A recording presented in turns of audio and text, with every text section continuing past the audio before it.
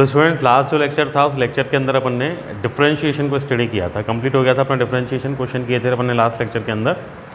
अभी अपन अपने mathematical physics के लिए सेकंड टॉपिक पिक करते हैं, और जो अपना सेकंड टॉपिक है जो अपन एज अ बेसिक पढ़ रहे हैं फिजिक्स के लिए, दैट इज़ इंटीग्रेशन।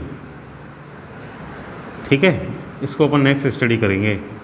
अभी अपन वो टॉपिक्स पढ़ रहे हैं जो हमारे मैथमेटिकल कैलकुलेशंस के लिए यूज़ में आएंगे फिजिक्स में। ठीक है, इसके लिए अपन ने डिफरेंशिएशन पढ़ा था पहले। तो इंटीग्रेशन क्या है, सिंपल वर्ड्स में समझते हैं। देखो, सबसे पहली बात तो ये है कि भाई जो इंटीग्रेशन है वो अपोजिट है, इनवर्स है किसका, डिफरेंशिएशन का। ठीक है, दैट मीन्स अगर मैं ये कोई फंक्शन लूँ एफ एक्स, ठीक है, मतलब कोई फंक्शन ले लिया और फंक्शन किसका है, एक्स का फंक्शन, कुछ भी हो सकता है, जैसे y equal to x square plus 2x, ये फंक्शन ऑफ एक्स ही तो है। उसको मैंने किससे डिनोट कर लिया, एफ एक्स से। पढ़े हैं अपन ने y की जगह कैसे डिनोट कर सकता हूँ इसको, एफ एक्स से, है ना, 9th-10th क्लास में फंक्शन पढ़े हैं अपन ने। मान लो इसका मैं डिफरेंशिएशन करता हूँ, एक्स का फंक्शन है तो किसके रेस्पेक्ट में होगा डिफरेंशिएशन, एक्स के रेस्पेक्ट में, है ना।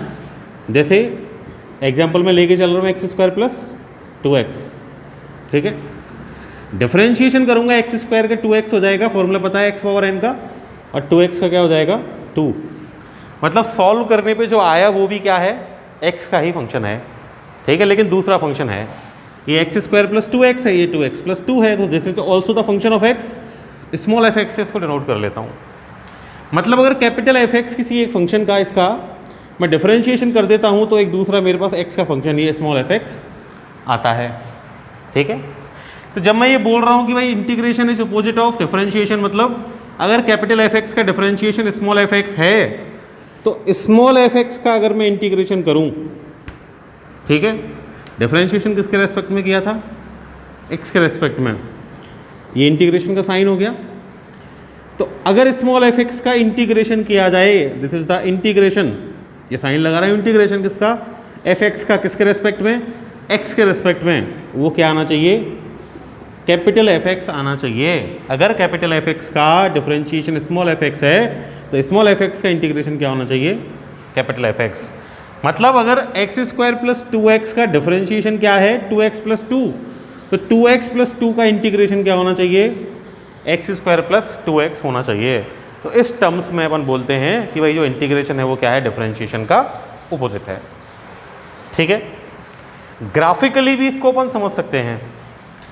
देखो, कैपिटल एफ एक्स जो है, मैं क्या कह रहा हूँ, कैपिटल एफ एक्स है एक्स स्क्वायर प्लस 2x, मतलब जो कैपिटल एफ एक्स है वो किसका फंक्शन है, x का। मतलब कैपिटल एफ एक्स किसके साथ वेरी होता है, x के साथ। तो वेरिएशन जो होता है उसको किससे डिनोट करते हैं अपन, ग्राफिकली डिनोट कर सकते हैं। मान लो ये इधर मैंने y एक्सिस पे कैपिटल एफ एक्स ले लिया, x एक्सिस पे क्या ले लिया, स्मॉल x। भाई small capital F x very कर रहा है x के साथ, x की वैल्यू पुट करता जाऊंगा तो एफ एक्स की वैल्यू आती जाएंगी। उन वैल्यूज से कोई ग्राफ बना सकता हूँ मैं, आ सकता है ग्राफ। मान लो इस ग्राफ में ये एक मैं स्ट्रिप ले लेता हूँ, ठीक है, ये पूरा कितना है x, ये स्ट्रिप की विड्थ x का एक small part which is delta x। भाई डेल्टा x क्या होता है, x2 माइनस x1 होता है। तो ये यहाँ तक की वैल्यू तो क्या हो गई x2, ये वैल्यू, इसका डिस्प्लेसमेंट x1, तो ये क्या हो जाएगा, x2 माइनस x1 ही तो हो जाएगा।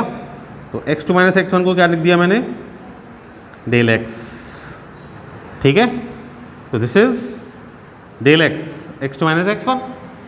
ठीक, ये एफ एक्स की वैल्यू हो जाएगी यहाँ कुछ ना कुछ। ठीक है, ये मेरे पास एक रेक्टेंगुलर स्ट्रिप बन गई।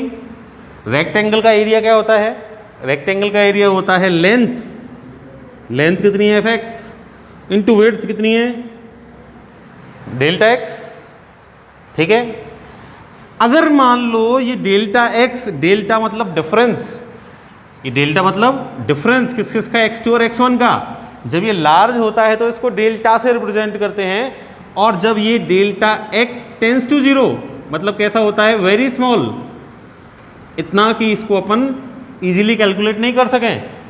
जब डेल्टा एक्स कैसा है, टेंस टू जीरो का मीनिंग क्या होता है, वेरी स्मॉल। तो वेरी स्मॉल जब ये डिफरेंस होता है तो उसको अपन डिनोट करते हैं डेल एक्स की जगह किससे, डी एक्स से। डिफरेंशिएशन में भी किया था ऐसे, याद हो तो छोटा डिफरेंस था x2 - x1, उसको मैंने क्या लिखा था, dx लिखा था, dy लिखा था। तो इसका मतलब ये हो गया कि भाई अगर डेल्टा एक्स वेरी स्मॉल है तो this will be F x and D x, इसका एरिया। और ये सारी स्ट्रिप्स ऐड कर दूं, ऐड करने के लिए यूज करते हैं क्या, इंटीग्रेशन। नाम से पता चल रहा है इंटीग्रेट करता है। इंटीग्रेट मतलब क्या होता है, जोड़ना, ऐड करना।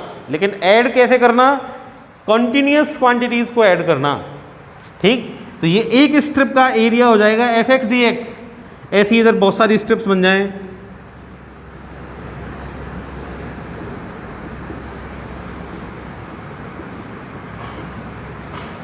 कॉन्टिन्यूस हो गई हैं इन सारी स्ट्रिप्स का एरिया मीन्स इंटीग्रेशन। उसके लिए अपन क्या लगाएंगे, इंटीग्रेशन का sign, that will be integration f x dot d x, ठीक है। तो ये इसका क्या हो गया, ग्राफिकल रिप्रेजेंटेशन हो गया।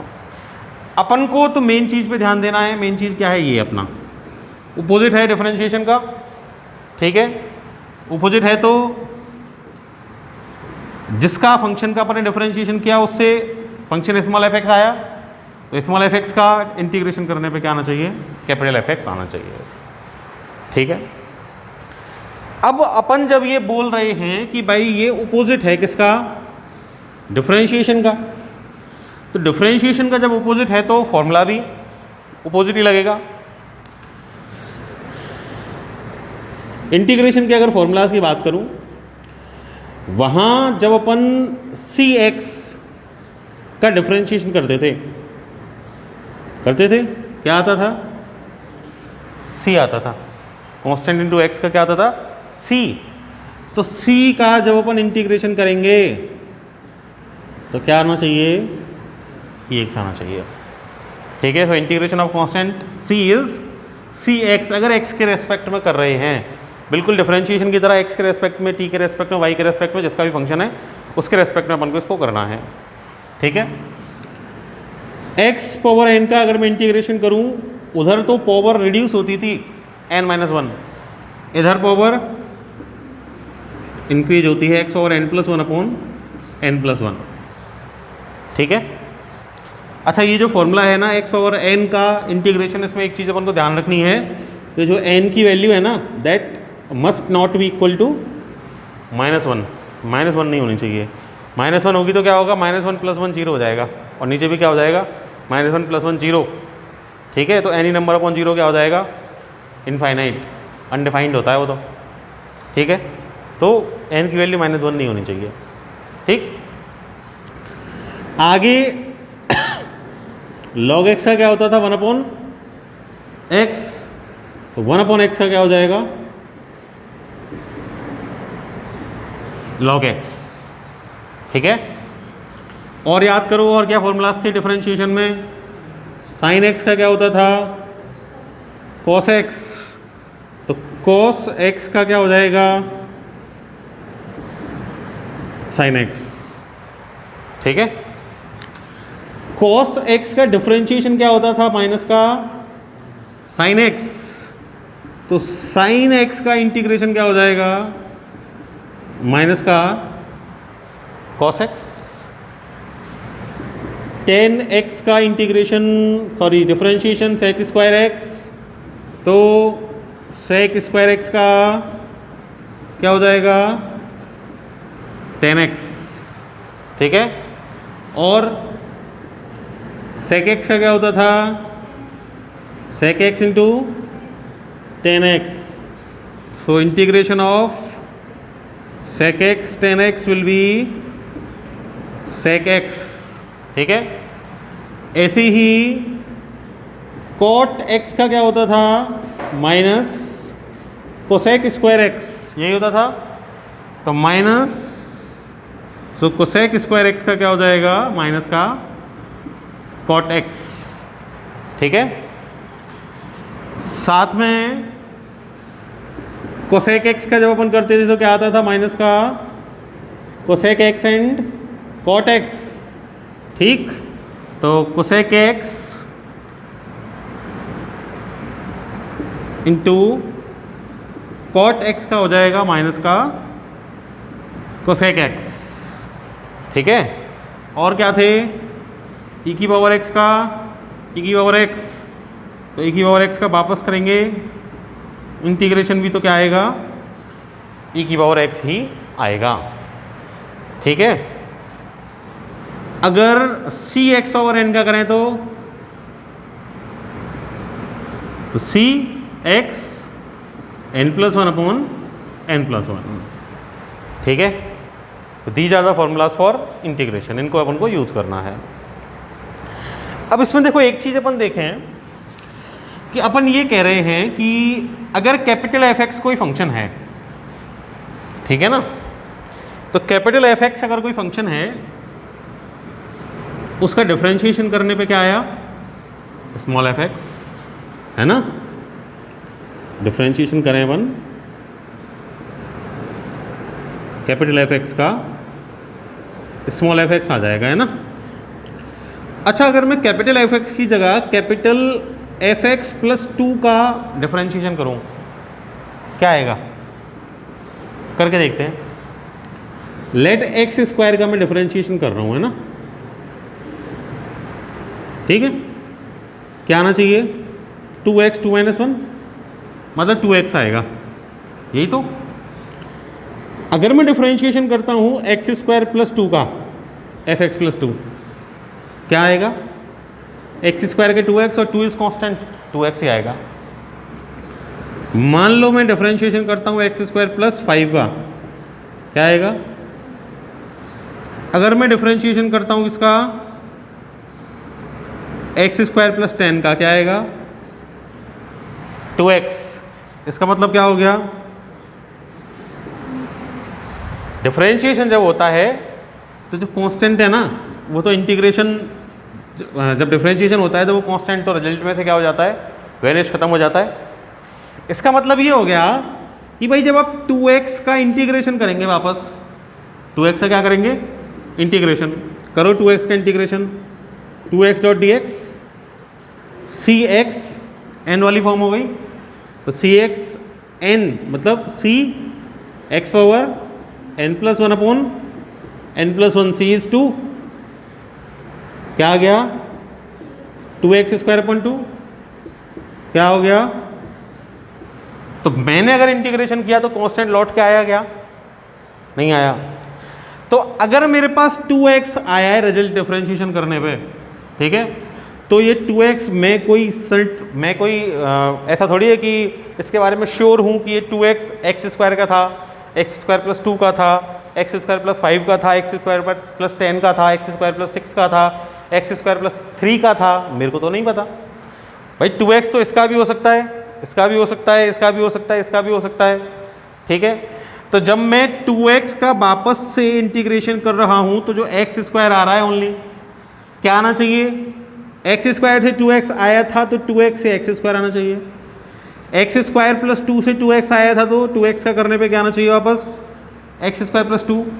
अगर एक्स स्क्वायर प्लस 5 के डिफरेंशिएशन से 2x आया था तो 2x के इंटीग्रेशन से क्या आना चाहिए, x square plus 5। X square plus 10 के डिफरेंशिएशन से 2x आया था तो 2x के इंटीग्रेशन से क्या आना चाहिए, एक्स स्क्वायर प्लस 10। मतलब ये जो कांस्टेंट की टर्म है ये क्या होती है, हमेशा मिसिंग होती है। इसलिए जब अपन इंटीग्रेशन करते हैं तो उस मिसिंग टर्म को भी अपनी साइड से लिखते हैं, which is denoted as c means constant.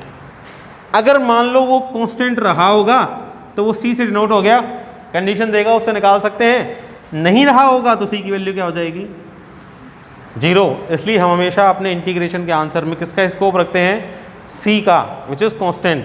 वो किसके लिए रखते हैं, वो अनसर्टेनिटी के लिए रखते हैं कि क्या पता कि भाई उसमें कांस्टेंट रहा हो और वो नहीं आया हो, ठीक है। होगा तो कंडीशन से निकल जाएगा, उसके लिए अपन ने स्कोप रख दिया, नहीं होगा तो c इक्वल टू क्या हो गया, 0 हो गया। दैट मीन्स जब सी एक्स और एन डॉट डी एक्स का मैं इंटीग्रेशन कर रहा हूं तो साथ में क्या आएगा, इधर भी plus plus c plus c plus c, क्या आना चाहिए हर जगह, आई के बाद समझ में क्यों लगाया प्लस सी, अनसर्टेनिटी है किसकी, कांस्टेंट की, तो वो स्कोप अपन ने फॉर्मूला में छोड़ दिया। आगे बात समझ में, ठीक है। आगे चलते हैं। अभी जो डिफरेंशिएट इंटीग्रेशन है, ये इंटीग्रेशन 2 टाइप का होता है, ठीक है। एक तो होता है डेफिनेट इंटीग्रेशन,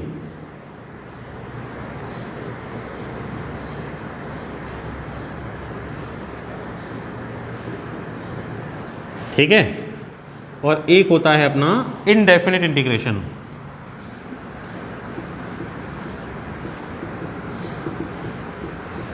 क्या डिफरेंस है दोनों में?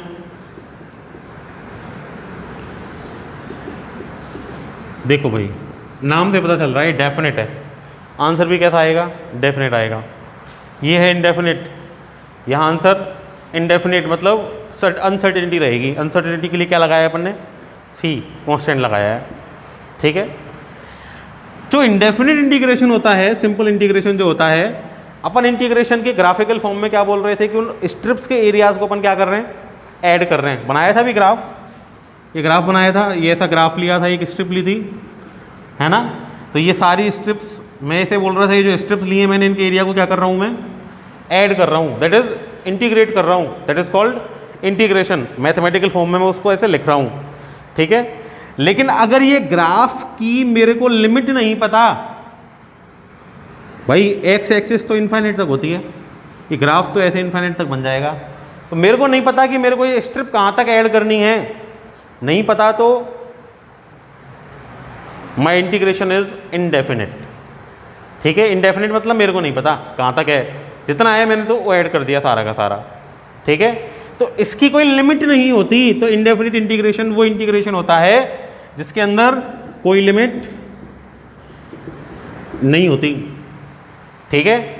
कोई लिमिट नहीं होगी तो कांस्टेंट का पता मेरे को नहीं होगा, तो सी साथ में मैं लगाऊंगा, ठीक है। जैसे सिंपली मैं बोल रहा हूँ भाई y equal to x square plus 1, ठीक। अब एक्स स्क्वायर प्लस 1 एक फंक्शन हो गया, इसका ग्राफ बनेगा, कहाँ तक बन सकता है, इन्फाइनाइट तक बन सकता है। एक्स की कोई भी वैल्यू पुट कर लो, ठीक है, तो उसकी कोई लिमिट नहीं है, कोई लिमिट नहीं है, तो इसका जब मैं इंटीग्रेशन करूंगा तो that integration will be called indefinite integration, ठीक है। करो, y का करना है, x का फंक्शन तो x के रेस्पेक्ट में होगा, क्या हो गया, integration x square plus 1 dot d x over n. X over n का क्या फॉर्मूला है, x power n plus 1 upon n plus 1, x power 2 plus 1 upon 2 plus 1 plus 1 means constant, c का क्या हो जाएगा, सी एक्स, तो 1 इंटू एक्स एक्स, और साथ में इनडेफिनेट है इसलिए अनसर्टेनिटी है कॉन्स्टेंट की, क्या आ गया, सी आ गया। तो क्या आ जाएगा answer, x cube upon 3 plus x और plus, this is indefinite integration, ठीक है। इनडेफिनेट इंटीग्रेशन है, मेरे को नहीं पता लिमिट कितनी है, तो लिमिट नहीं पता तो वो एक फिक्स वैल्यू नहीं आएगी, फिक्स वैल्यू थोड़ी आ रही है, फंक्शन ही आ रहा है, इसमें भी वैल्यू पुट करके आप निकाल सकते हो, ठीक है। तो this is not a fix value, indefinite value है, फंक्शन की फॉर्म में है, ठीक। So this is indefinite integration. आगे बात समझ में, डेफिनेट इंटीग्रेशन के अंदर मेरे को पता होगा, लिमिट्स पता होंगी कि मेरे को वो स्ट्रिप्स ऐड करनी है तो कहाँ से स्टार्ट करना है, कहाँ तक ऐड करनी है, तो मेरे पास एक फिक्स वैल्यू आएगी, ठीक है। फॉर एग्जाम्पल ये ग्राफ था मेरे पास, ठीक, ये यहाँ पे था 1, यहाँ पे था 4, तो मेरे को जो स्ट्रिप्स ऐड करनी है वो कहाँ से कहाँ तक करनी है, 1 to 4, ठीक है। स्टार्ट कहाँ से करना है, 1 से कहाँ तक करना है, 4 तक, this is called lower limit. जहाँ से स्टार्ट करना है उसको क्या बोलते हैं, लोअर लिमिट, जहाँ तक करना है उसको क्या बोलते हैं, अपर लिमिट, ठीक। तो डेफिनेट इंटीग्रेशन के अंदर लोअर लिमिट गिवन होगी, अपर लिमिट गिवन होगी, मतलब लिमिट्स गिवन होंगी कि आपको इंटीग्रेशन कहाँ से कहाँ तक करना है। फॉर एग्जाम्पल मेरे को इंटीग्रेट करना है y इक्वल टू, वही सेम उसी को कर लेते हैं अपन, एक्स स्क्वायर प्लस, चलो x प्लस 1 को कर लेते हैं ना। मेरे को लिमिट दे रखी है कि भाई अपन को करना है 1 से लेके और कहाँ तक, 4 तक करना है, ठीक है। तो इंटीग्रेट करना है किसको, y को किसके रेस्पेक्ट में, x के रेस्पेक्ट में, ठीक। तो क्या होगा कि भाई जो भी फंक्शन का लेट स्मॉल एफ एक्स का इंटीग्रेशन करना है, डेफिनेट इंटीग्रेशन करना है, ठीक है, एक्स के रेस्पेक्ट में करना है, तो डिनोट कैसे करेंगे, डाउन साइड में आएगी लोअर लिमिट, जो भी वैल्यू होगी लोअर लिमिट की x1 से डिनोट कर रहा हूँ या तो मैं, और अप साइड में क्या आएगी, अपर लिमिट, किससे डिनोट कर रहा हूँ इसको, यहाँ मैं x2 से डिनोट कर रहा हूँ, ठीक है। तो इसकी लोअर लिमिट कितनी है 1, अपर लिमिट कितनी है 4, यही करना है 1 to 4 x+1 का करना है इंटीग्रेशन डॉट डी एक्स। पहले फॉर्मूला लगाएंगे फिर लिमिट पुट करेंगे, ठीक।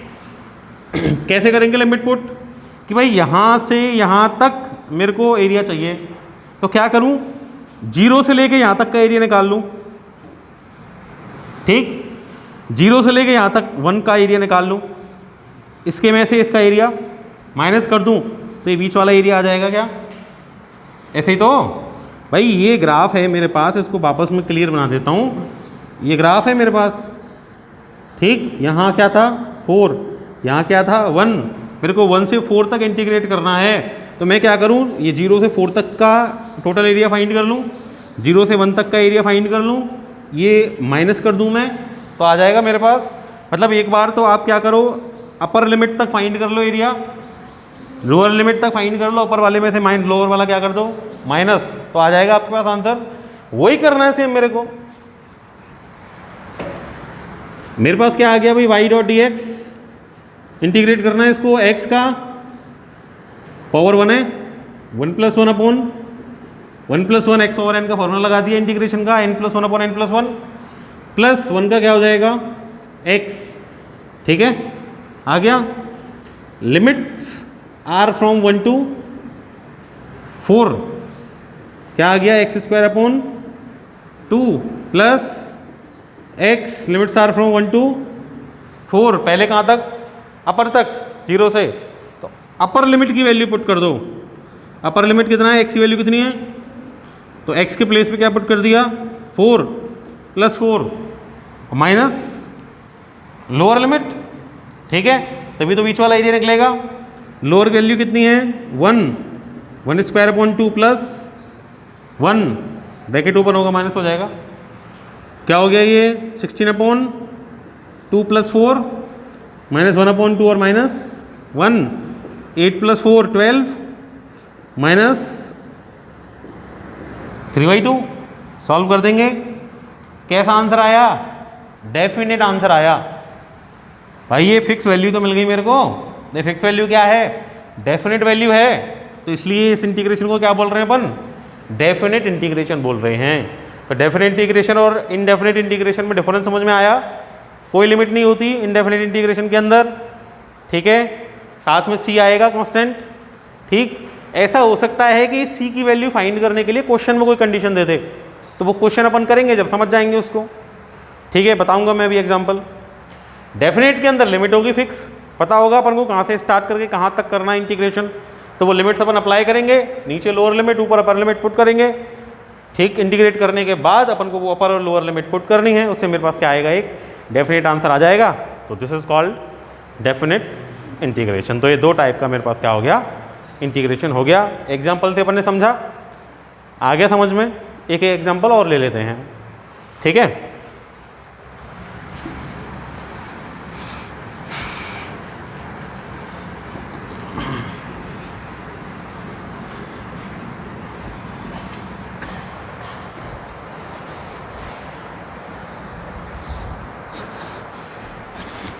देखो एक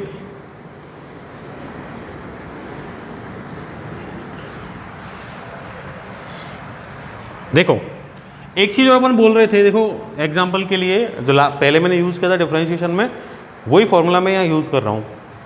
अपन क्या कह रहे थे कि भाई डिस्प्लेसमेंट अगर अपने पास है, उसका डिफरेंशिएशन करते हैं अपन टाइम के रेस्पेक्ट में, तो क्या आता था, वेलोसिटी आती थी, ठीक है। अब अगर वेलोसिटी आती थी और integration is opposite to differentiation, inverse है, पढ़ा अपन ने, तो इसका मतलब अगर वेलोसिटी का इंटीग्रेशन कर दिया जाए वही टाइम के रेस्पेक्ट में, तो क्या आ जाना चाहिए, डिस्प्लेसमेंट आ जाना चाहिए। भाई डिस्प्लेसमेंट का डिफरेंशिएशन वेलोसिटी, तो वेलोसिटी का इंटीग्रेशन डिस्प्लेसमेंट। ऐसे ही वेलोसिटी का टाइम के रेस्पेक्ट में डिफरेंशिएशन एक्सेलरेशन, एक्सेलरेशन का टाइम के रेस्पेक्ट में इंटीग्रेशन, वेलोसिटी से एक्सेलरेशन तो एक्सेलरेशन से वेलोसिटी आ सकती है। तो इसी के बेस पे क्वेश्चन ले लेता हूँ मैं ये बोल रहा हूँ आपको कि भाई कोई भी एक ऑब्जेक्ट है, ठीक है, उस ऑब्जेक्ट की जो वेलोसिटी है v वो है t² प्लस t+1, ठीक है। एक्सेलरेशन फाइंड कर दो उसका, सॉरी डिस्प्लेसमेंट फाइंड कर दो उसका, कर सकते हैं, इजीली हो जाएगा। Displacement x equal to integration of velocity, so x equal to क्या हो गया, v क्या वैल्यू है v की, t² प्लस t+1, इसको इंटीग्रेट करना है किसके रेस्पेक्ट में, टाइम के रेस्पेक्ट में। x इक्वल टू लिमिट तो लगाई नहीं, तो इंडेफिनिट है, ठीक है। तो t² x पावर n की वैल्यू क्या हो गई 2, x की वैल्यू t, तो क्या हो गया t की power 2+1 upon 2+1 x power n+1 upon n+1 plus t power 1, तो t पावर n+1 अपॉन 1+1 और प्लस 1 इज कांस्टेंट, क्या आ जाएगा 1 इंटू टी, t, और प्लस में क्या आएगा कांस्टेंट, ठीक है। तो x इक्वल टू क्या आ गया t³ 3 plus t² upon 2 plus t और प्लस में क्या आ गया c, ठीक। ये मेरा क्या हो जाएगा, डिस्प्लेसमेंट हो जाएगा, ठीक है ना। किसी क्वेश्चन में मान लो मेरे को ये दे दे कि जब डिस्प्लेसमेंट x इक्वल टू 0 है, सॉरी इनिशियली जब टाइम इक्वल टू 0 है तो डिस्प्लेसमेंट 0 है, मान लो ये कंडीशन इस क्वेश्चन में दी गई होती मेरे को, यहाँ तक तो बात समझ में आ गई। ये वेलोसिटी दी थी, इंटीग्रेशन करके क्या निकाल लिया, डिस्प्लेसमेंट। मान लो इसी क्वेश्चन में मुझे ये बोल रहा होता कि भाई when the time is 0 means initially displacement कितना है 0, तो ये जो मुझे कंडीशन दी है इस कंडीशन से क्या निकलता है, c कांस्टेंट की वैल्यू निकलती है। क्यों, क्योंकि जब t इक्वल टू 0 है ऐसा बोल रहा है क्वेश्चन में ही, तो x इक्वल टू क्या है, x equal to 0, t equal to 0 plus t equal to 0 plus t equal to 0 plus c, तो c की वैल्यू क्या आ गई। तो इस तरह की कंडीशन क्वेश्चन में देके c की वैल्यू भी अपन उस कंडीशन से फाइंड कर सकते हैं, अगर क्वेश्चन में वो कंडीशन गिवन है तो c की वैल्यू आ गई तो वापस पुट कर देंगे इधर, तो x की वैल्यू क्या आ जाएगी t³ प्लस t² अपॉन 2 और प्लस में क्या आ गया t, तो ये मेरी क्या आ गई, ये मेरा क्या आ गया, डिस्प्लेसमेंट आ गया, ठीक है। तो इस तरह मैं क्या कर सकता हूँ, डेफिनेट इंटीग्रेशन को कर सकता हूँ, ठीक है। कुछ और क्वेश्चंस अपन नेक्स्ट लेक्चर में करेंगे, तो वहाँ क्वेश्चंस करेंगे तो उससे अपन को बिल्कुल क्लियर हो जाएगा और नेक्स्ट लेक्चर में अपना इंटीग्रेशन खत्म हो जाएगा, ठीक है। Thank you.